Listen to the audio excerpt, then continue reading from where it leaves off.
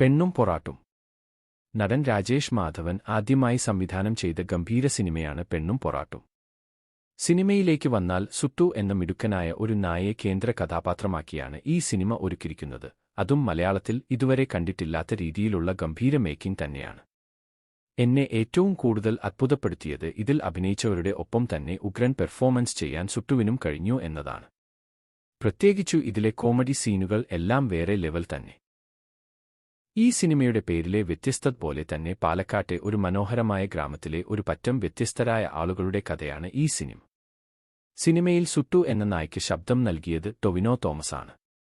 അതുകൊണ്ട് തന്നെ സുട്ടുവിന്റെ പല സീനും ഡയലോഗ് വരുമ്പോൾ തിയേറ്ററിൽ ഗംഭീര കയ്യടി തന്നെ കിട്ടി.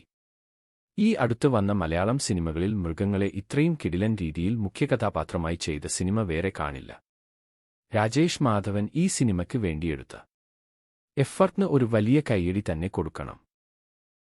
തീർച്ചയായും തിയേറ്ററിൽ തന്നെ കാണേണ്ട ഗംഭീര സിനിമ അനുഭവം തന്നെയാണ് പെണ്ണും പൊറാട്ടും.